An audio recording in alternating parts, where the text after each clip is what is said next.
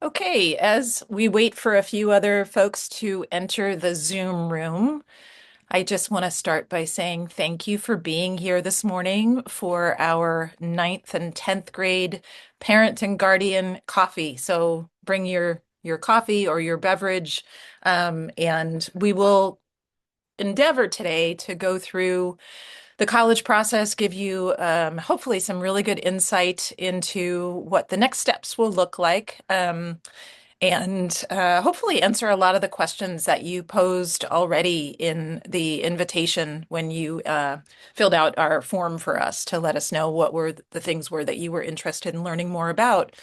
I want to introduce my colleagues. You hopefully can see all four of us on the screen. I haven't even introduced myself. I'm Carolyn Middleton, Director of College Counseling, and I'll let my colleagues introduce themselves before I share the screen and get started.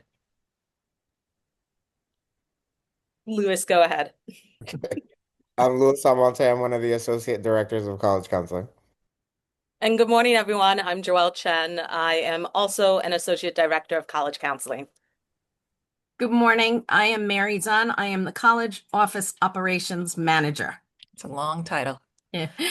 Okay, so hopefully we'll be having a couple of Zoom issues this morning, but I'm going to share my screen and show you hopefully our slideshow for the morning that will help us to kind of get through our agenda.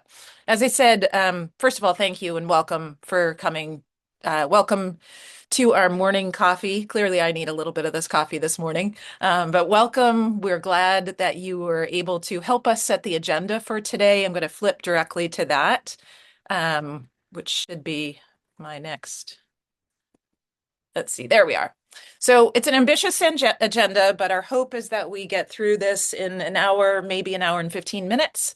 So that's our goal, and we will record it. So if you wanted to show other family members or if you know someone else who missed the day, we're going to send out the recording tomorrow. So as you see on the agenda here, we're going to give you a pretty good overview of the process. We're going to go grade by grade, tell you a little bit about the application process and sort of how it works and what pieces there are, so you can envision what that will look like when your son or daughter or your child is, when your student is moving through this process. And we also wanted to, along the way, tell you ways in which Berkeley Carroll helps your student and the ways in which you have the agency to help your student. We want to talk a little bit about practice tests and standardized testing, especially given the fact that most colleges are still testing optional, and we know that there is a lot of discussion about standardized testing out there.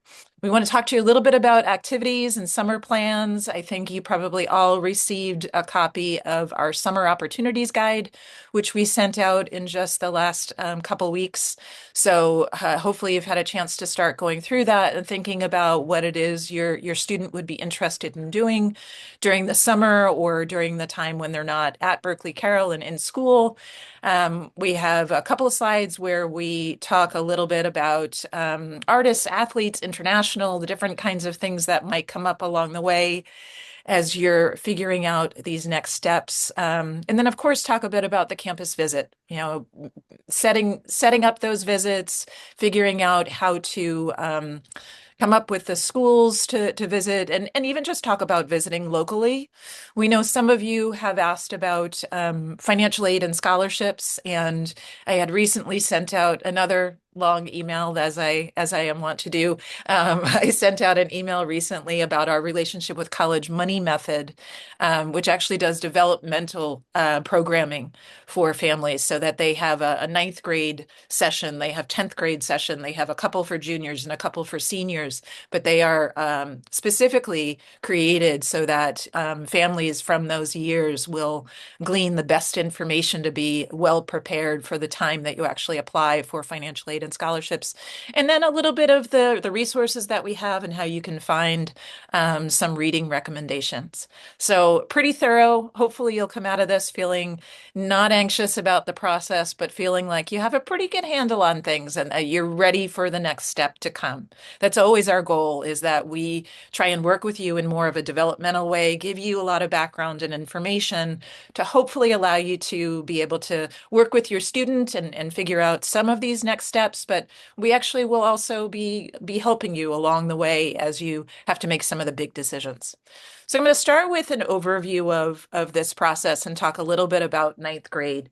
You can see on the left-hand side here, you can see some of the points. Actually, these are the points that we made with your ninth graders. So for those of you that are the parents or guardians of ninth graders, these are the points that we made, well, my colleagues made with them just a few weeks ago. We wanted to make sure that ninth graders, when they got their quarter grades, that they weren't complacent about them, but they also weren't super concerned about them. We wanted to make sure that they had an understanding that, you know, a quarter grade builds up to a semester grade, builds up to a final grade, which is what appears on the transcript. So we talked with your students about all of these skills that you can see on the left-hand side of the screen: developing time management skills, you know, figuring out how to balance things, knowing that, again, grades do matter, but it's year end that appears on the transcript versus the quarter or semester, unless it's a semester course. But that colleges really do care about this upward trend. We want students to learn how to ask questions, to talk to their teachers, to do conferences with their teachers when they're trying to figure out how to write papers, and to go to their teachers when they have trouble in class, especially in those science or math classes, when they're having trouble with a particular concept, so that they're used to having that conversation with their faculty members. And then, as I said, a little bit about activities, and we talked about how students can join things as co-curriculars right within the school day, sports, you know, also part of Berkeley Carroll, but that they have this whole ocean of opportunities that they can take advantage of beyond that. And then, of course, attending the upper school curriculum night, which you'll hear about more. It typically happens in mid-February, and it's something that Ms. Moore actually runs for each of the grades so that you have a pretty good sense of what is to come in the curriculum. On the right-hand side, what we did was put together some information about how parents and guardians can support their students. We want you to know that you can help to guide your students in these things, like how to utilize free periods in study halls. The deans are excellent at reminding students when to use the study halls and when to use a period that might be free to do some of their homework during the school day, so that the evening time they have a little bit more room and a little bit more freedom, and that they actually get to sleep at night. You can also help them to see that quarter grades are going to be incremental, that through building these better skills, through checking themselves against their teachers, to, you know, going and speaking up in class, finding their voice, even engaging their teachers in that kind of opportunity. Those are things that you as parents will certainly be helping them do. The connections with teachers for understanding. I mean, that's sort of the central point to what they're doing in the ninth grade. And I think you'll notice here that we didn't talk a lot about specific things that the college office is expecting them to do over ninth grade. We're really talking about things that they're doing to be better students, to be better prepared for their next year. So each year is incremental as well. Each year they get to show a little bit more about the skills that they've developed, and certainly the grades that they've earned on the transcript. As you see on the side there too, use that summer guide as a resource, but recognize that this is really, we'll talk about this more, this is really, you know, thinking about what to do during the summer, what to do during the school year. There's no specific plan for that. It's really about being authentic and being genuine, rather than doing something that looks good to colleges, doing something that's really going to be of interest to your student, maybe something that they can't take advantage of at school, or something that they want to delve into a little bit further. And then lastly, on that right-hand side, and I know this is hard to do, but try and remember that college talk should not be all-consuming. We hear it outside our door all the time from 9th, 10th, 11th, and 12th graders talking about college, whether it's a tour going by and 8th graders listening, or just students coming up and looking at our bulletin boards. They're having this talk, so we know that they're interested in it and they're focused on it. But having this talk all the time can be a bit of a challenge for students of this age to manage and to try and keep the stress away. So with that, I'm going to turn it over to my colleague Joelle, who's going to talk a little bit about 10th grade. Or actually, I think Lewis is going to talk a little bit about 10th grade, right, Lewis? Great. Yeah, Let me click on that awesome. and give you both. Yeah, so for the overview for the 10th grade, first thing is 10th graders as your 10th graders currently in their grade right now, or ninth graders as you're thinking into the future, you have a bit more wiggle room when it comes to your curriculum. So being able to select English and history electives is something that is really important because it allows students to explore different topics that they might be interested in. It allows them to try some different things, be exposed to different things that they're learning about, just overall for their academic and social development. Um, a lot of times, when we sit down with students and we talk to them about their college process when they're juniors or seniors, they're talking about the electives that they've taken, their freedom of choice, really being able to engage in things that they're passionate about learning about.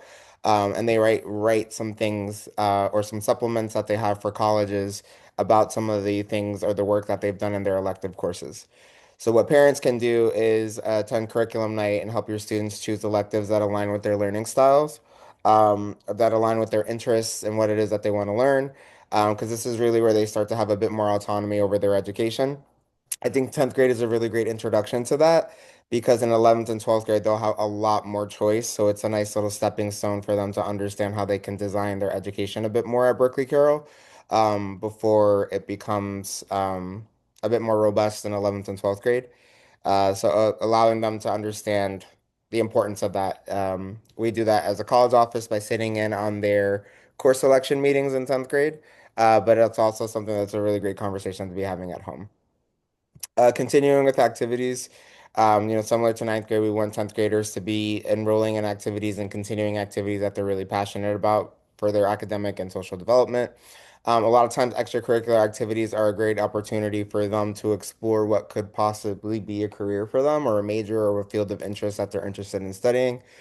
Um, Involvement is key, just in general for a human, right? To try different things, to build community, to get involved in things that they're passionate about. But in the future, colleges are looking for students that are involved, that have some sort of leadership, that are passionate about certain things. So, as Ms. Middleton said, there's no right or wrong answer in terms of what it is that your student's involved with, but it's an opportunity for them to be able to get to know themselves better, explore different opportunities, and for them to figure out what it is that's important for them. We'll talk a little bit more about activities later, but we like to say that there are focused students and students that are a little bit more, have a little bit more variety in their activities list. We always say that the wrong answer is not being involved in anything. And what you can do as a parent or a guardian is encourage your student to keep exploring things at Berkeley Carroll, but also think beyond Berkeley Carroll what's offered. We have some students that are interested in really involved and interested in affinity spaces. Some students take a really big lift of athletics or co-curriculars, the arts, being a musician. But beyond that, we have students that do a lot of service outside of Berkeley Carroll, or they might do an internship or a lab assistantship. So there's a variety of different things. Miss Middleton sent out a uh, summer and school year activities guide that is a really great resource. It's very robust, but we always recommend that you Command F and just search by keywords because it makes it much more easier to filter through the document. 10th grade's really where we start introducing testing to students and the families.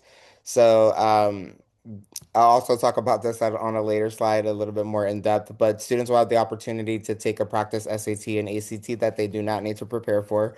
It's an exam that allows them to just see their baseline score, see which exam that they felt more comfortable with, and then based off of that, the student can select either the SAT or the ACT because it doesn't make sense and honestly would be very difficult to prepare for both because the exams are so different.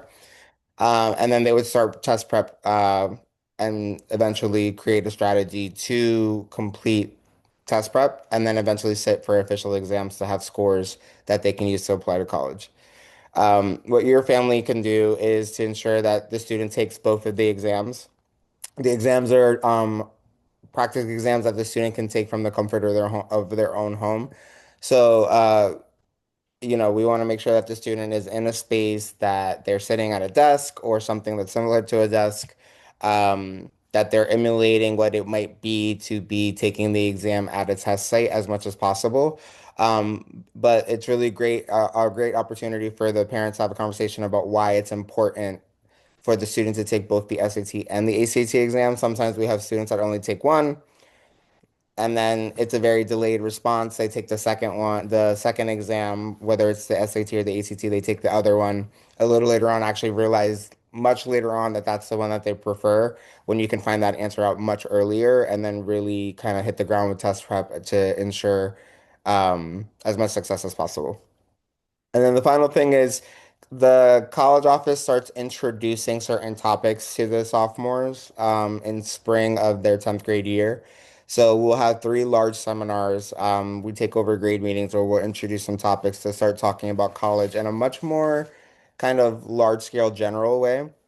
Just because the process doesn't start officially until 11th grade. That's when it becomes individualized, um, very much an opportunity for students to kind of start thinking about things in terms of major, the type of school that they want, things of that nature. 10th grade is more where we want them to just think about like college in general, what that's like. So we do some really fun seminars. So we've done things in the past, such as like college myth busting. We've done the college dating game. We've done just a full Q&A that they can ask us all types of questions. In the past, we've done Jeopardy. So we try to make them fun and interactive and introduce it in a way where it's not overwhelming or stressful or putting too much on them, but to start to get them to think about the things that are about to become very important in 11th grade.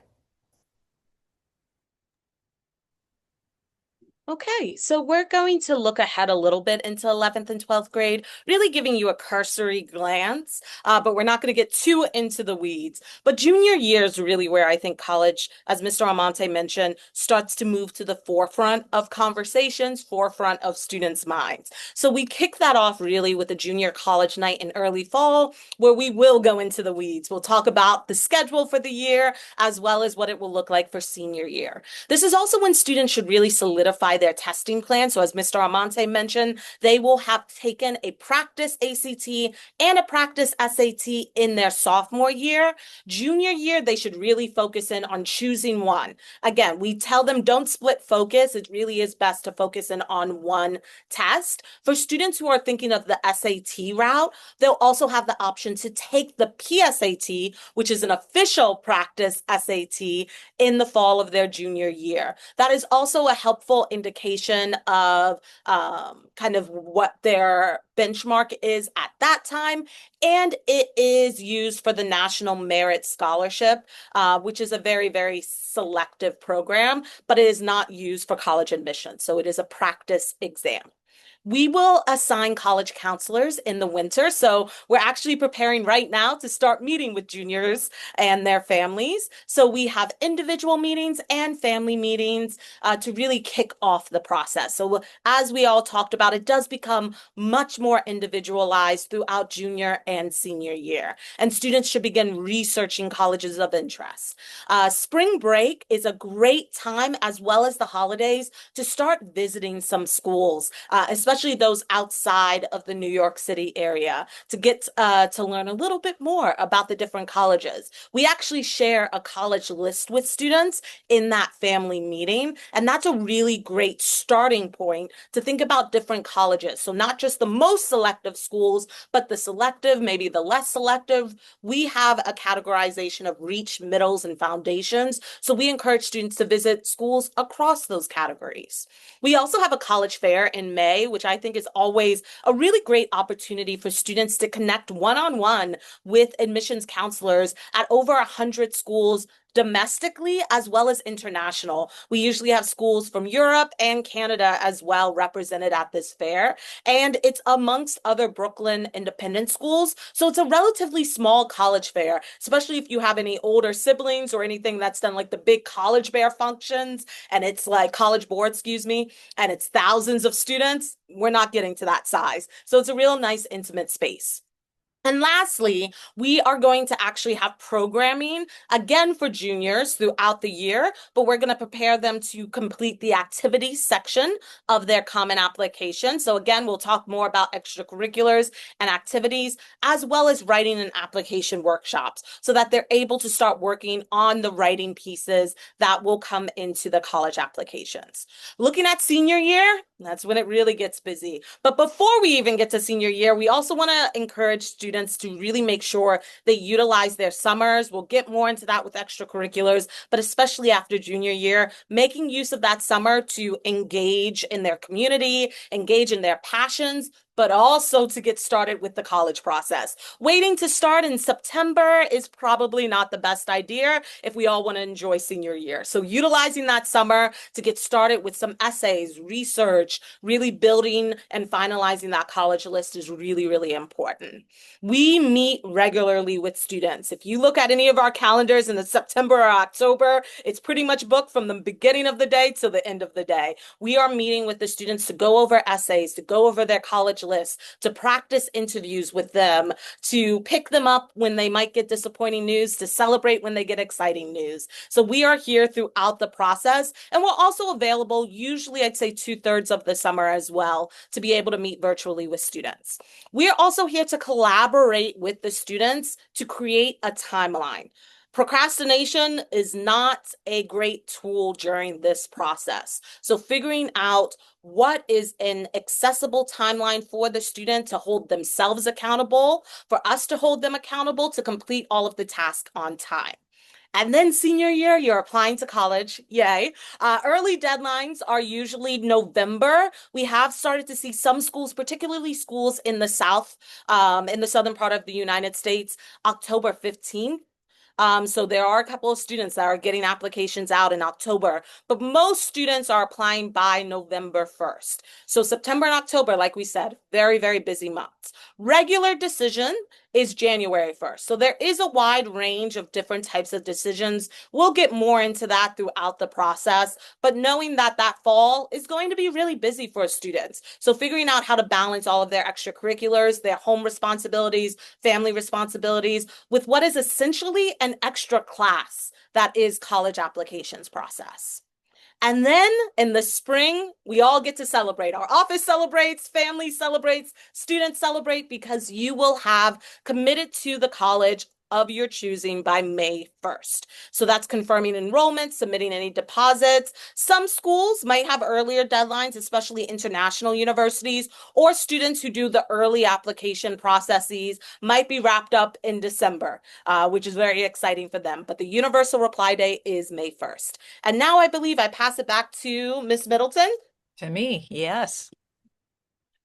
So we wanted to talk a little bit, given what we just talked about over the 4 years and what's coming along the line for all of you. We wanted to talk a little bit about the application itself and what it consists of and how we help to put together that application with your student. You'll notice on the left-hand side, there's a few bullet points where we've put a little star. It means that we're going to talk a little bit more about that later on in this webinar.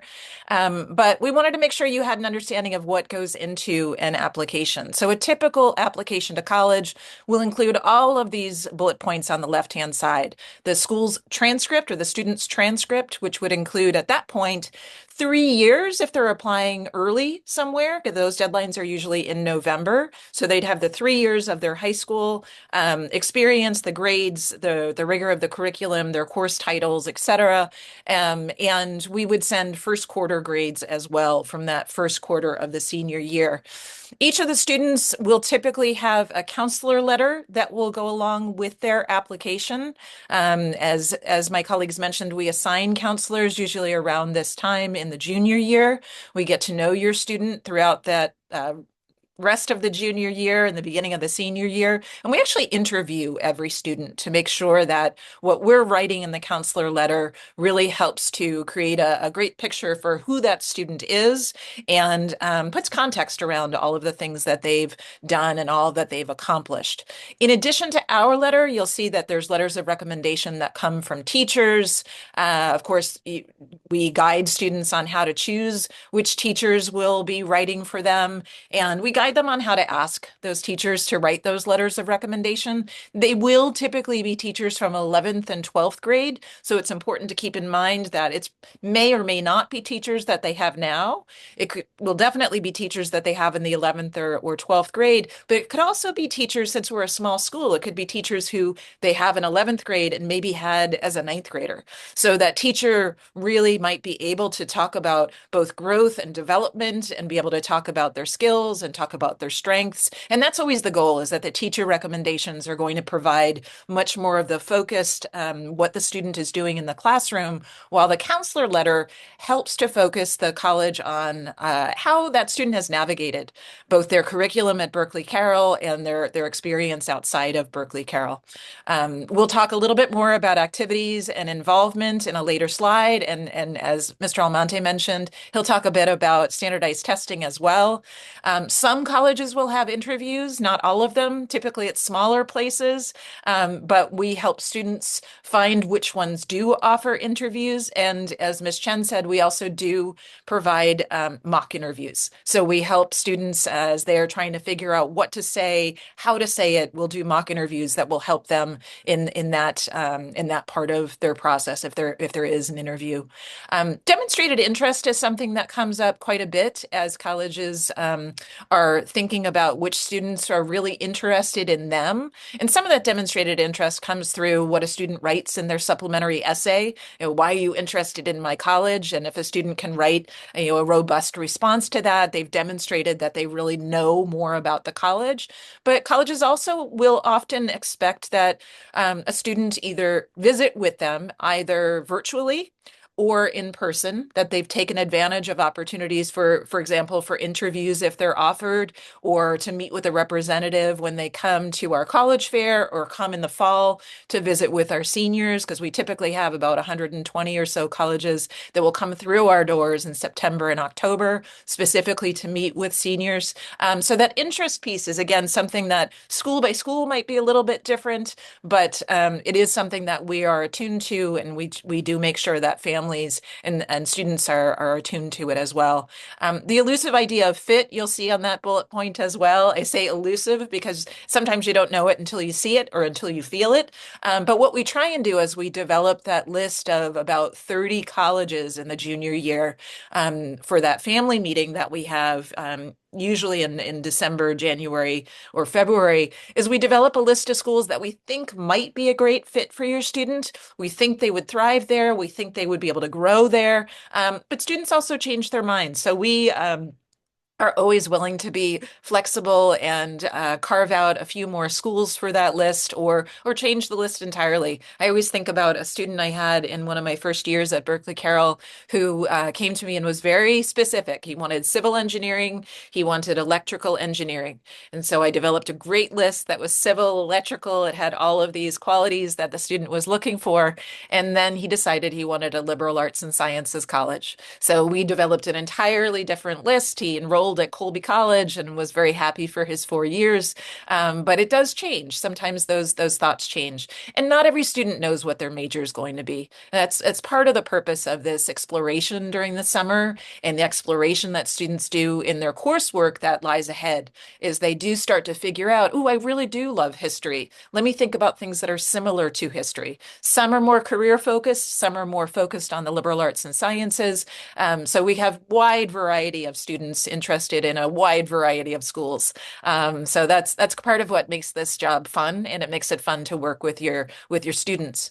Auditions and portfolios. If your student is looking at, say, a film program or a dance program, or they want to apply to an art program or theater, We do coach them and advise them on information that the colleges will provide on auditions and on putting together portfolios. And then we also tag our department colleagues to help our students to put together great portfolios and to be well prepared for auditions. So we do have again, a variety of students who will be interested in everything from undecided to engineering to theater to film to dance to music to all sorts of different things. And then certainly students who might have 5 or 6 things that they want to study.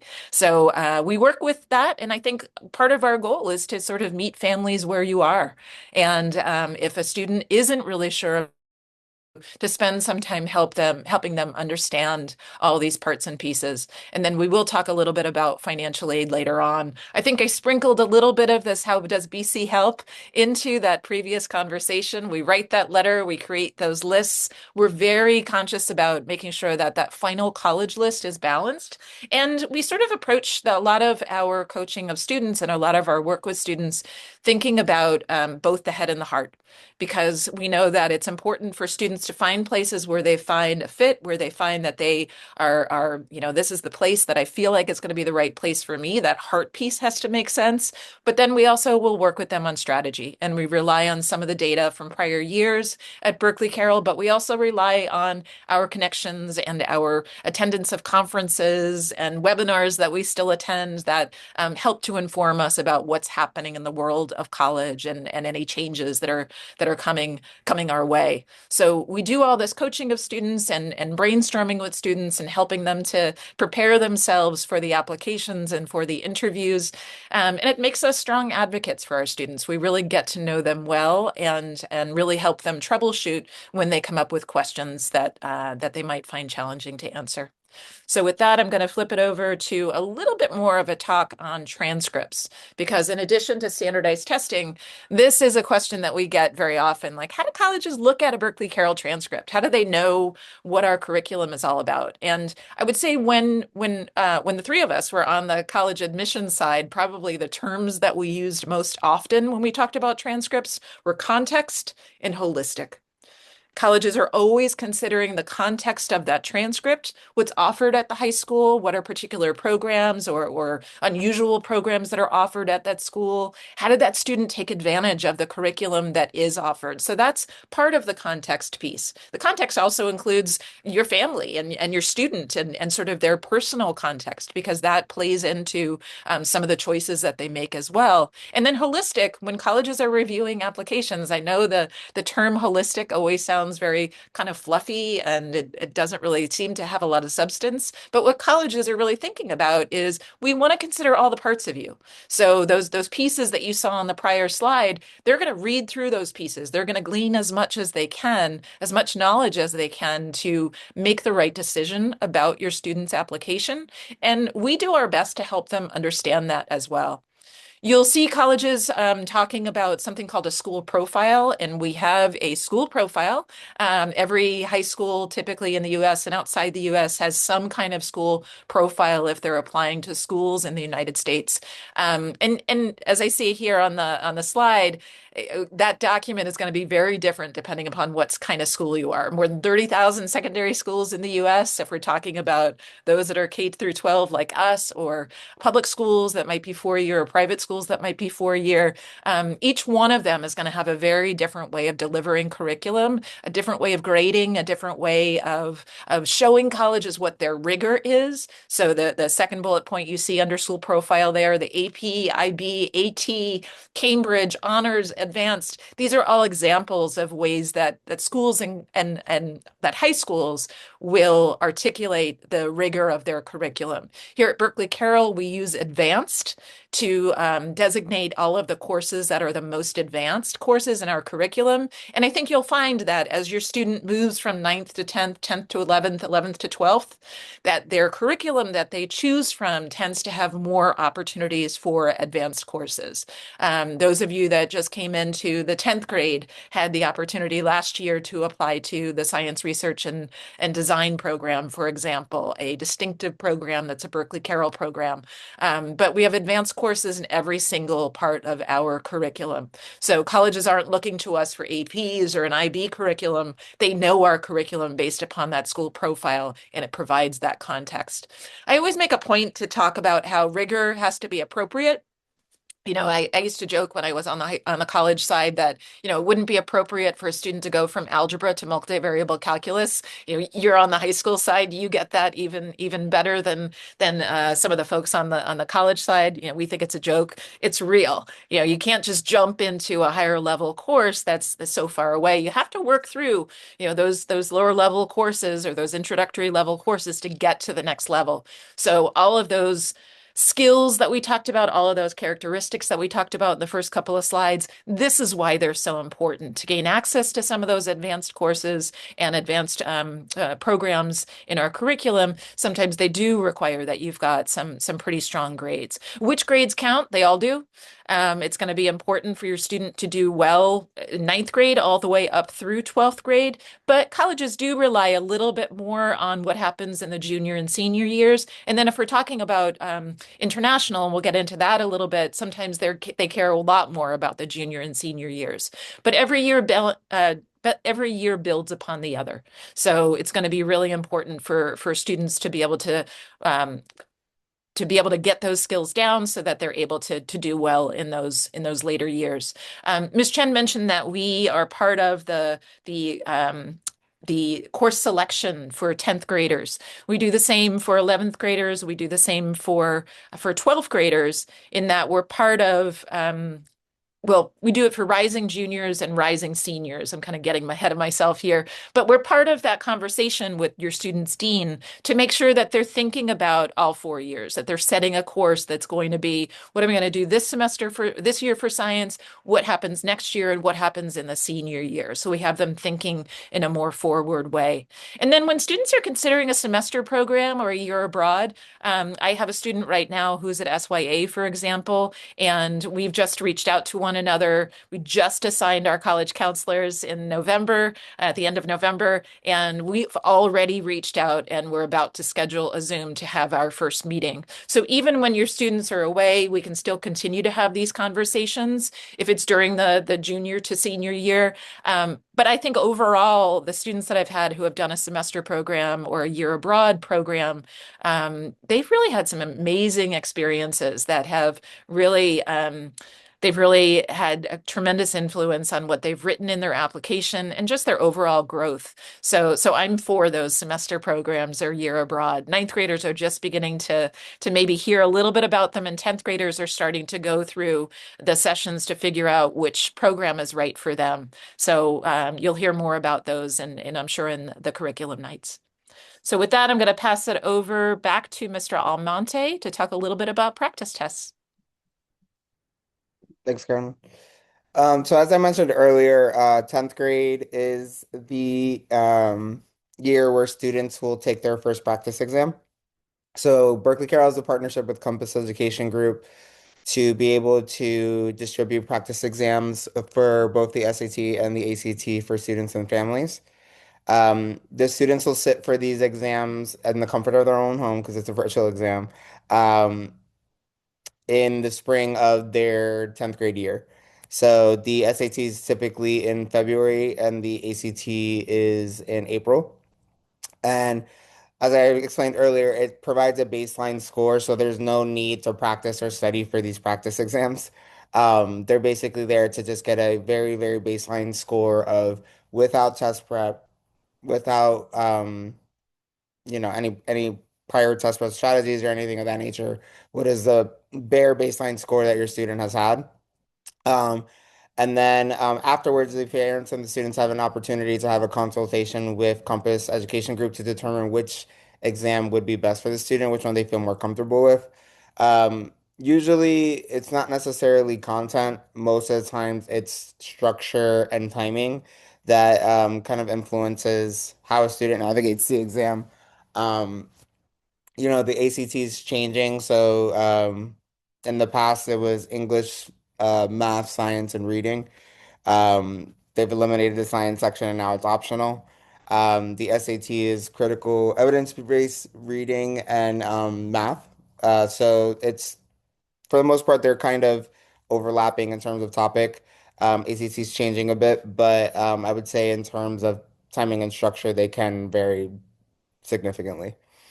So at that point, I would say a student, for the most part, can figure out which exam is best for them. The consultation is really great, and we recommend that you take advantage of the consultation because you can ask more in-depth questions. You can ask a bit more about like timing, um, really kind of understand your scores or with test prep, like what the trajectory of a student's increase can be for the most part. Um, I would say with test prep, most students do increase their score pretty significantly. There's some students that do test prep and the score doesn't fluctuate much. That's basically a conversation that we have with a student and a family about is it worth the effort to continue test prep? Um, but for with if the student completes test prep, we usually see that the score does rise significantly for some students. Um, Usually the biggest judgment call happens if the SAT and the ACT, the practice exam scores are similar in terms of conversion. Then I would say it's just deferring to which one your student felt most comfortable with, and which one they felt comfortable with in terms of navigating the exam as well as the time. To give you an update all on where testing is at, so post-COVID, basically every school went test optional. We're seeing some schools reinstate testing. So some of the IVs have reinstated testing. Florida State school system has reinstated testing. Schools like University of Miami, MIT, Stanford have reinstated testing. So what that means is because testing has been reinstated, a student cannot apply to the school if they do not have a standardized test score. So we recommend just in general that all students complete the practice exams and based on that practice exam score, if they feel like they can have with test prep a competitive score or SAT or ACT score, so at least complete the exam once or twice. Twice ideally is because they'll have the opportunity for a super score, which means that it'll take the highest scores across sections on different exam dates. But that will prepare a student that whatever their score is, for test required schools, they'll be able to have a test score to send to that school. And for schools that are test optional, meaning the student can decide to send testing or not send testing, that they can strategize whether their score is competitive to be able to send to that school or not. It's very rare that we have students not complete testing at all. Sometimes that happens if a student knows for sure that every college that they are planning to apply to does not require testing, or if they're testing and their practice exams are just not super competitive at all. And we're determining that with test prep, they're probably not going to fluctuate to a competitive score. Then typically we will have a conversation with the family about maybe targeting more schools that are test optional to kind of avoid that route with testing. In 12th grade, like Ms. Chen said, the juniors will have the opportunity to take a practice SAT. The practice SAT is just solely a practice exam. It's not an official score that can be used for college. It won't be seen by colleges. The only use of the exam is for one, for your students to practice and get more comfortable again with the SAT in 11th grade and to potentially qualify them for national merit or recognition programs. And then in terms of standardized testing, I would say the big thing, once you've determined which exam you want to stick with, is then figuring out a timeline and what type of test prep you want to complete. So in terms of timeline, I would say the most popular timeline are, I would say, the traditional testing timeline, which is the second one on the bottom, which is testing for to doing test prep for 3 to 4 months. I would say probably starting in around December or January, and then sitting for the first exam in the spring, which is typically March or May for the SAT or February or April for the ACT, and then taking the second exam in June or August or October, or June, September, and October.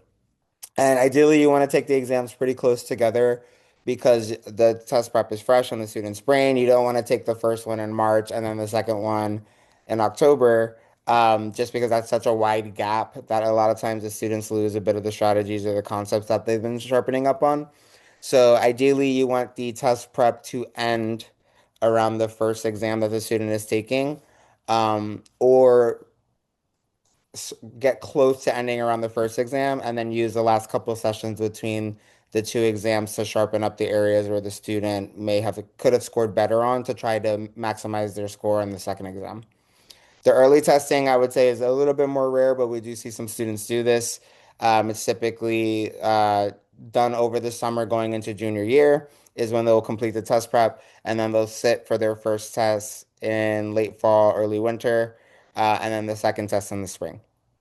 Um, in terms of testing, I would say by the time that your students all become seniors and they're applying to college, I imagine there will be a good set of schools that will reinstate testing, but by far the majority of schools have been collecting data and determining that they either want to extend their test optional policy or they have just collected data and decided that they're just going to stay test optional indefinitely. So this is something that you'll gauge with your college counselor once your student becomes a senior. Um, you should know for sure if your schools that your student is planning to applying to are test optional at the end of the student's junior year. That's typically when they'll provide an update for the following year of if they're going to be test optional or not, and then your student will know that in their senior year and can plan accordingly.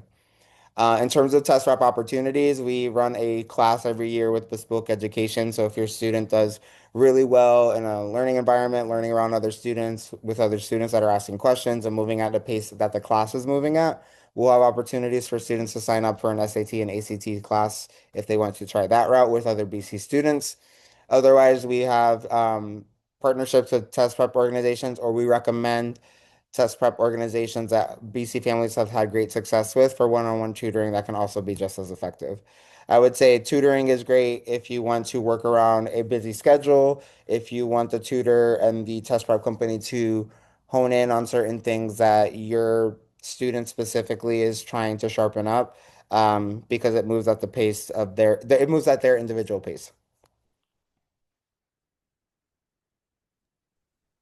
All right. So we've been mentioning extracurriculars a lot throughout this program. So we did want to talk about how to approach extracurriculars and make the most use of your summer. And I know this question comes up pretty early. Along with being a college counselor, I'm also a ninth grade advisor. And I already have some students asking, what's the extracurricular that's going to get me into such and such college? And as we've mentioned, there's no precise formula. There's no magic list. There's no right program.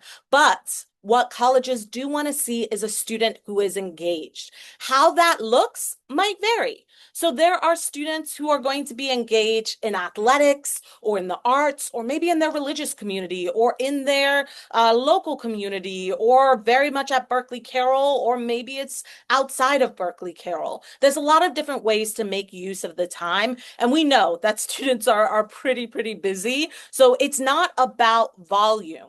It's about intention. But the work that ninth and 10th graders can really think about when preparing to really get engaged further or look into summer programs is think about what they're doing at Berkeley Carroll that sparks joy. We're very fortunate that during the day, students can get involved in co-curriculars, extracurriculars. We have BC Talks. Maybe they're involved in CCD or in Honor Council or in all of these different spaces for leadership or community engagement. Do they enjoy that at Berkeley Carroll? And then how can they transfer that beyond Berkeley Carroll? So really fostering that spark is the best advice that we can suggest for ninth grade and 10th grade. So for the ninth and 10th graders who are like, I don't want to go to co-curriculars, or I want to use that time to get homework done. We understand that, sometimes you have a really busy test that week and you have to skip a co-curricular or affinity space, but really finding one or two areas that you really care about in ninth grade, building that up in 10th grade, because setting that foundation now will allow you to get the official leadership roles junior or senior year. That will help strengthen when you decide to apply for maybe Key Society. So finding ways to get involved early and finding involvement that you care about, that sparks that passion, that nourishes those interests, That's going to help you deepen and discover new ones as you progress in your time in high school. Another piece about programs, especially for summer programs. So Carolyn sent out an amazing document that's dozens and dozens of pages long for summer programs. There are also school year programs. Those programs do not have to be costly or name brand. All of us worked in college admissions. I did not add more to the student's review if they were doing a name brand program that cost $6,000 versus a student who was doing a local program that was free for them to engage in. That did not make a difference. Again, what made a difference is they were engaged. They were taking their time to do something. And that goes to that next point. Leadership is in many forms. So thinking about the contribution to the community, not everyone is able to have the title of captain or co-leader, and that's okay. We always joke about this on the admission side. If we were only looking for students that had leadership roles, that would be an incredibly boring college campus and also a tense college campus because everyone's fighting to become the captain or co-leader of all of the clubs and organizations. Engagement also looks like continued commitment, that you're showing up, that you're contributing to the conversations, that you're contributing ideas, even if you don't have that formal title. And that might also look like home responsibilities. We know that there are some students in our community that have significant responsibilities in their home or in their religious community. I always think of a student that I worked with a couple of years ago who maybe wasn't super involved at Berkeley Carroll, but they were really engaged in their religious community. They were constantly serving at a local food service group within their community church. They were involved in their church youth programming and their choir, and that was the space that they felt most comfortable to really get out of their comfort zone in a way and take on additional responsibilities and committed significant time there. That is just as valuable as commitments that are formalized at Berkeley Carroll or through those official programs. So we will say this over and over again, depth is more important than breadth. On the Common Application, which is the form that most colleges are going to use for admissions, there's space for 10 activities. On average, if a student's in that 6 to 7 space, that's great, especially if that's 6 activities that they've been doing since 9th grade, or 4 or 5 activities that they've been doing since 9th grade all the way through 12th grade, and maybe one-off activities here and there that just allowed them to explore different interests. But really being able to go in depth in a program, in depth in an interest, taking that time to really commit to a program, that is definitely more impactful than 10 activities that you did 1 hour a week and 1 week in 1 year. That's not going to be as impactful for a college review process. So utilizing that summer break to continue activities that you've started doing or explore new activities. So taking the time to go through that summer enrichment guide, carving out maybe a couple hours on a Saturday or Sunday and start looking. And it's okay to explore a variety of interests. I think the question we often get is, if I want to go to pre-med, all of my extracurricular activities have to be pre-med. No. Maybe you're interested in pre-med, but you also have a love for violin and you've been very engaged in Boy Scouts since you were a 3rd grader, and you also love painting. That's awesome. It's also awesome if you are like, I'm dedicated about medicine and I've had an internship and I've been volunteering at NYU Langone or whatever. Great. That's also impactful in the admissions process. Not one is not better than the other, but again, finding that engagement. So spend some time, go through that summer enrichment guide. And if you have any questions about, how to approach this, we're always happy to answer those. A couple of other kind of unique pieces of the admissions process that came up in questions: athletic recruitment, and then we'll also talk a little bit about international admissions. So for athletic recruitment, there's a couple of pieces, 4 real big things that we want you to focus in on: assessment of skills, commitment, skill development, and communication. So assessment of skill. I think this is a really good conversation to have with your coaches to start really getting a sense of, are you in the space that will prepare you to best be recruited for Division 1, 2, or 3.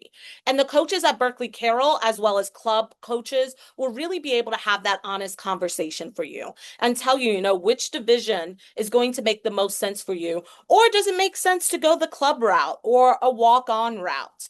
There's a lot of different pathways to playing sports in college. The other piece that is more self-reflective of the student is the conversation around commitment. Do you want to commit significant time to your athletics in college at the division level, the varsity level? Or is athletics something that is going to be, a side piece of your studies, something you'll do on an intramural or club level? Scholar athletes who are in high school, who are doing travel teams, they know that athletics takes up significant time. It increases even more on the college side. So is athletics going to be a dominant factor, or is it going to be one of many factors in the admissions process for you? Thinking about skill development. So attending camps, competitions, tournaments that enhance your sports skills is important, but those are also opportunities to meet with coaches and to have those conversations with coaches one-on-one about, are you going to be a good match for that team? What are they looking for? What are the numbers they're looking for? What are the positions that they're looking for in the upcoming years? And then communication. So I know that parents and guardians, we want to make sure that our students are taken care of. We want to support them. But for the athletic piece, what we find is coaches really want to hear from students, that they want the students to really take the driving seat in this process. So beginning to initiate that communication, it should come from the students. And for a lot of the websites or for a lot of the schools, there's going to be a website where they can kind of share the recruiting questionnaire. They'll give you the contacts for the coaches. You'll be able to format targeted emails. We actually have a resource that we can highlight later on that's about the athletic recruitment process. But that communication really should be coming from the student to the coaches directly. Parents and guardians get involved in the process, but that initial outreach, that's coming from the student. The other kind of unique process that we often see questions about is international admissions. And every year we have students, it feels like more and more each year, who are looking to apply to colleges outside of the United States. And the process does look a little bit different. The biggest difference, I would say, is the emphasis on the transcript. Holistic contextual review, you'll hear that a lot for US admissions. International admissions, they want to see grades. Rarely do they care about extracurriculars unless it's been a extracurricular that is tied to the program that you're applying for. Rarely do they care about letters of recommendation. Some schools, I remember visiting McGill and they said, we will burn those letters. We are not going to read letters of recommendation. We really don't care. It is about the transcript. That is our primary focus. So they're really focused on grades, rigor, and kind of your experience in the subject area. Why are you applying to this subject? What have you done to prepare yourself for this program? So if you're applying for business, what math courses have you taken?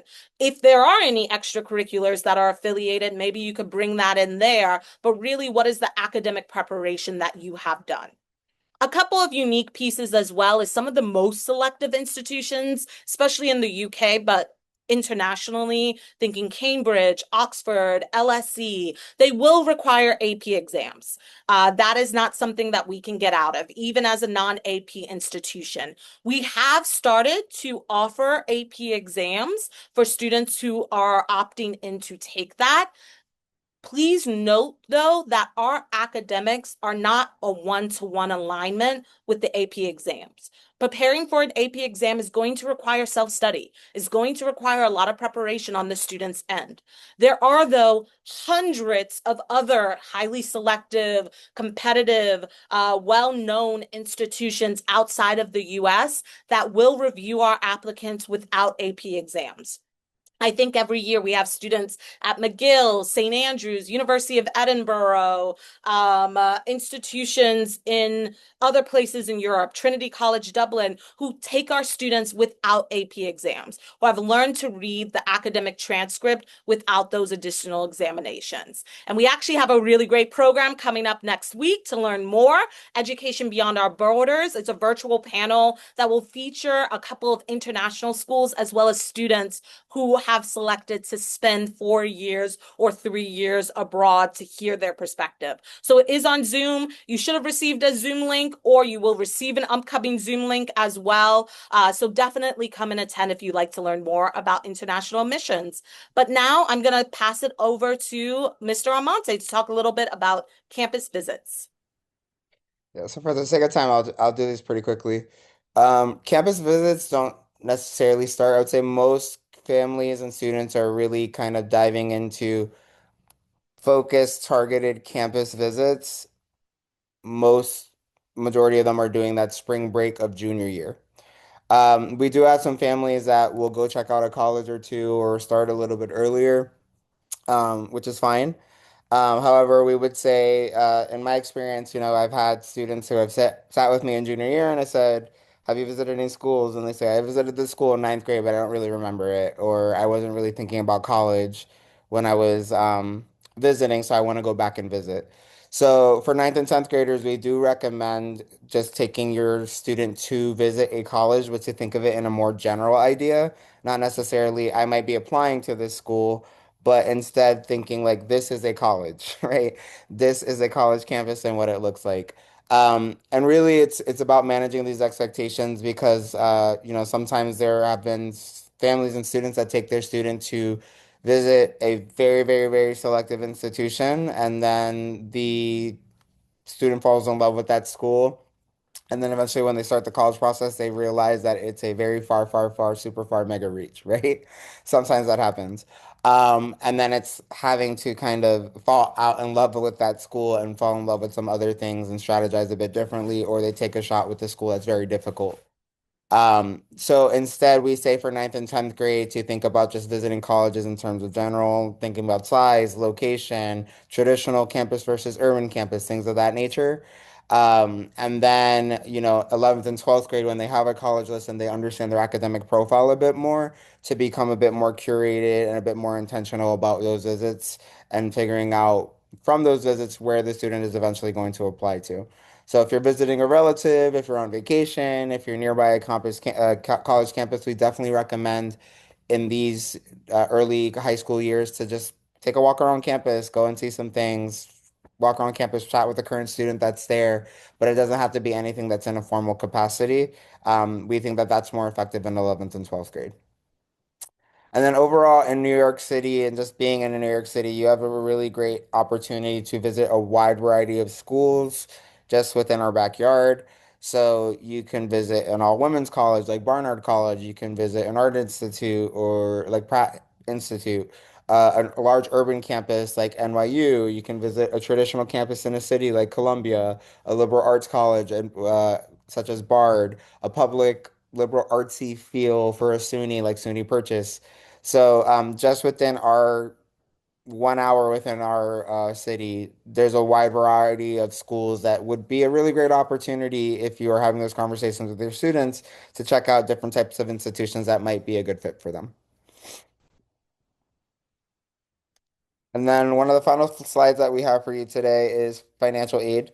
So just a brief overview of financial aid. Ms. Middleton explained earlier that we do have very curated program that builds each year through College Money Method, totaling in 6 programs. So for ninth grade families, we have navigating in the new system of college pricing and financial aid in March. And for 10th grade families, we have understanding how college is assess your ability to pay and aid eligibility, both on Zoom through College Money Method with our fabulous partner, Paul Martin. So we encourage you to sign up for those and be on the lookout for those in the future. In terms of financial aid, we always like to have this conversation as early as possible. So we always like to say too that financial aid at Berkeley Carroll looks very different than financial aid at a college or university. Colleges and universities are typically taking into consideration income information from 2 years prior, So when a student applies in 12th grade, they'll be using tax and income information from 2 years prior. Income for both parents, if both parents are in the student's life in any capacity, assets, if you own a business, if you own a farm, savings accounts, things like that. So it's a much more robust and in-depth type of financial aid analysis when they're determining how much aid you're able to receive. There's two applications that families usually fill out. It's the FAFSA for need-based aid. It's the FAFSA, the free application for federal student aid, which is typically loans and grants and work study coming from the federal government. And the CSS profile, which stands for College Scholarship Survey, which is mostly done by private institutions to determine if they can give you need-based scholarships, which is really robust kind of money most of the time that the college is giving you in the form of a need-based scholarship that you don't have to pay back. That's usually the money that you want. But with these two documents, they'll determine how much your family is able to afford, and then they will create a package for the demonstrated need that you show. So whatever they determine that you're not able to afford, they'll create a package to try to close that gap. As I explained, they'll be using prior year taxes. So it's never going to be the tax information from the year that your student is applying college. So that income information can look very different from 2 years ago. Sometimes it's more, sometimes it's less, which can fluctuate or affect a student's financial aid package. If you want to start getting a sense of what your financial aid package might be, there's a really great net price calculator that you can find on collegecost.ed.gov, or most colleges and universities have their own built-in college net price calculator that they have for their institution that's made by their financial aid office. You can plug in a bunch of information, a bunch of numbers, a bunch of um, monetary values that the questions are asking you, and it'll generate a somewhat estimate of what you think that you might be eligible to receive. Some colleges meet 100% of demonstrated need, meaning that they'll determine how much you can't afford and give you a package that covers 100% of that. While some colleges meet 95, 80%, 70%. So it all ranges from school to school. So that's also something that we have conversations with students and parents about. If aid is something that's a big factor in your admissions process, we try to build in as much affordability and as many schools that offer robust amounts of need-based financial aid to be able to try to close that gap as much as possible. The second type of financial aid that parents or families usually think of are merit scholarships. So merit scholarships are completely different. They have nothing to do with how much you can afford to pay for cost of attendance. They are just scholarships that are set in motion for students that check off a particular box, right? So for merit scholarships, it's usually a student that has a really strong academic profile and a really strong involvement in leadership. Some of the merit scholarships for schools are just generally the admissions application is submitted, and if they are reading your student's application and they deem that your student is very impressive, they might throw a scholarship at your student. Some of them are application based, so a school might say you have to apply by this date and complete this short response or this application to be considered for a merit scholarship. And then some of them just for applying to the school, they might give every student a merit scholarship. It might be a small amount, it might be a large amount, but there's sometimes that's automatic and built into just applying and being admitted. Other scholarships are outside scholarships, so you can get a scholarship for basically anything. You can get a scholarship for being left-handed. You can get a scholarship for being Jewish. You can get a scholarship for being first gen. So there's really great scholarship databases where you can look up different scholarships. We recommend FastWeb and Going Merry. There's really good scholarships for students that are looking at HBCUs, for students that are looking at a variety of different things. So if you're a family that's kind of looking to try to minimize the cost as much as possible, need-based aid, merit scholarships, or outside scholarships are a great opportunity to try to lower that cost as much as possible. And for our final slide, we wanted to show you some of the resources that we've been talking about and resources that we've clustered in resource pages for you to have access to. If you any email you go back to from me, it's under my signature. It has a link to this resource page, but we will send a follow-up email that has a link to the resource page and to a number of the things that we've talked about today.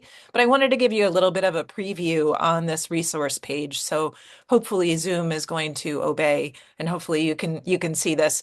So we I'll be honest, I created this resource page because I wanted this information to be very accessible for me and my counselors, but we also were thinking about families as we put this together. And so we've created a resource page that has everything from an overview and kind of a big guide for the college process, but also links to a lot of handouts and a lot of documents like that summer opportunities guide that we mentioned. We have documents for gap year programs, for college recruitment. A copy of our school profile is there, a guide to international admissions and to accessibility services on college campuses. And then that list of about 100, it's actually more than 100 international universities that don't require APs in their process. We give you a little preview of what the common application looks like, answers to some complex questions that come up, especially as you're starting to put together that final college list, and then some resources that allow you to just further your research. Further your research on schools to learn more about them. SCORE is a tool that we begin using with families in junior year. It's a tool that we use for college planning, but we also use it to send your documents to college. There's a whole section here on standardized testing, college money method. If you click on this link here, you click on the logo, and the password is there as well. You'll find information on each of those 6 developmentally appropriate financial aid programs. And Paul, our partner from College Money Method, actually posts all of the recordings from his programs and additional resources right through that page. If you scroll down a little bit further, some specific websites that might be useful as you're trying to track things like campus culture or other considerations that might be important to families. A few more spots here, but it doesn't end there. If you go up to the top here on the right-hand side, you'll also find that we include recommended books and articles, and even some podcasts and blogs that we think might be useful as you're starting to learn a little bit more about the college process. Try not to let this overwhelm you. Try to take it in and look at it as a learning opportunity. And finally, we post all of our event recordings here. So if you've missed something, if there's something that you wanted to learn a little bit more about, we post these as we do them, and take away the prior year's version of it. But you'll see that there's a whole bunch of different kinds of events that are coming up this fall, or coming up this spring that beyond the HBCU panel that we did and the International Education Beyond Our Borders program that we're doing next week, a whole bunch of other kinds of programs that we've been able to offer to our families, to give you the upper edge on just learning more about college so that when junior and senior year comes around, you feel prepared. So with that, I'm going to stop sharing. I'm going to say thank you for joining us today. Look for an email of follow-up. Hopefully by tomorrow morning, you should see it once I get the recording and edit it down a little bit. I'll send you those links, and have a great rest of your day. And thank you for joining us.